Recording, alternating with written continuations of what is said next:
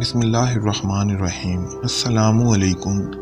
حجاج بن یوسف طائف کے علاقے میں قبیلہ بنو ثقیف کی ایک شاخ احلاف کے ایک غریب گھرانے میں پیدا ہوا۔ اس نے بنو امیہ کی سلطنت کو پروان چڑھانے کے لیے نہ صرف نمایاں کام سر انجام دیے بلکہ اپنے خون و پسینے کی آبیاری سے اس سلطنت کی وسعت و پذیرائی اور استحکام کو اس مقام تک پہنچایا کہ آنے والی 2 صدیوں تک تاریخ اسلام کا روشن باب امیہ خاندان اور اس کے کارناموں سے مہکتا رہا۔ تاریخ کے اس دور میں اگر حجاج بن یوسف جیسا شخص پیدا نہ ہوتا تو شاید تاریخ میں بنو امیہ کی سلطنت کا کوئی نام و نشان نہ ملتا اور بنو امیہ کی سلطنت اپنی ابتدا ہی میں تاریخ کے اوراق میں اپنا نام و نشان گوا بیٹھتی۔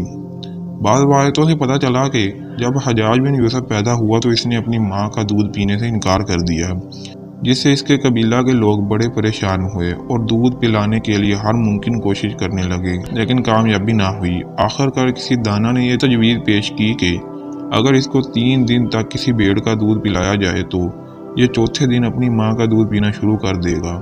چنانچہ ایسا ہی کیا گیا اور یہ تجویز کام آ گئی، کیونکہ خون اس کی گٹھی میں پڑ گیا اور اس لیے اس نے قتل و غارت سے کبھی بھی گریز نہ کیا۔ چنانچہ حجاج بن یوسف کے قول کے مطابق خون بہانے اور صفاقانہ افعال کا ارتکاب کرنے میں مجھے وہ لذت ملتی ہے جسے صرف میں ہی محسوس کر سکتا ہوں۔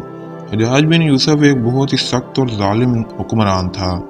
اس نے اپنی زندگی میں کبھی کسی پر رحم نہ کیا تھا۔ اس نے اپنی زندگی کا آغاز ایک استاد کی حیثیت سے کیا اور وہاں سے سیاست کے اعلیٰ عہدوں تک پہنچ گیا۔ حجاج بن یوسف کی تلوار جتنی ہی سخت تھی، اس کی زبان اتنی ہی فصیح و بلیغ تھی۔ اس کا ایک کارنامہ قرآن مجید کو اعراب لگا کر محفوظ کرنا ہے۔ حضرت حسن بصری حجاج بن یوسف کے بارے میں فرمایا کرتے تھے کہ حجاج اللہ تعالیٰ کا عذاب ہے، اسے اپنے ہاتھوں سے دور نہ کرو بلکہ اللہ تعالیٰ سے آوازاری کرو۔ یہی وجہ ہے کہ جب لوگوں نے حضرت حسن بصری کو حجاج کی موت کی خبر دی تو آپ بے اختیار سجدے میں گر گئی اور فرمایا اس امت کا فرعون مر گیا۔